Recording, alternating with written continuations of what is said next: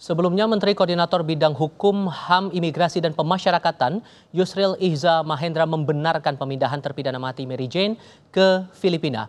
Ia menegaskan pemerintah Indonesia tidak membebaskan atau memberi pengurangan pidana kepada Mary Jane.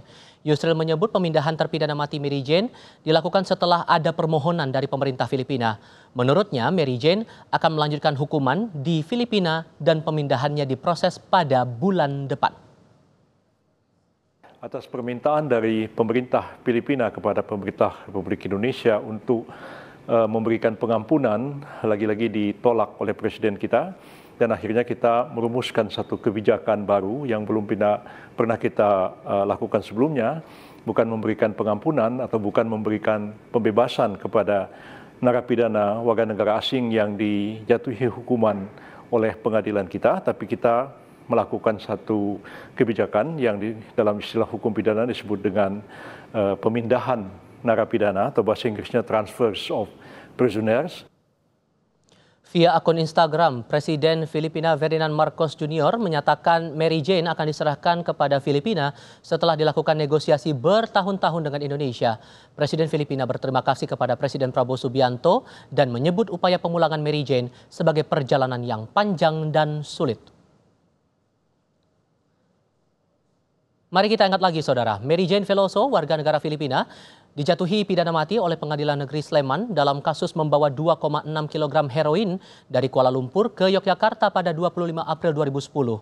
Vonis mati itu dikuatkan Pengadilan Tinggi Yogyakarta dan Mahkamah Agung. Pada 2014, Presiden Joko Widodo menolak permohonan gerasi yang diajukan Mary Jane.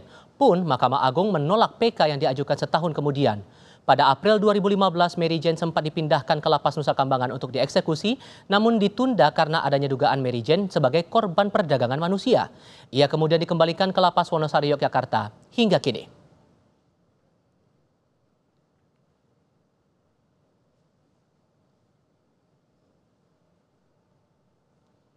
Wakil Ketua Komisi 1 DPR RI Dave Laksono menyebut pemindahan terpidana mati Mary Jane ke Filipina sah-sah saja jika disepakati oleh pemerintah Indonesia dan Filipina.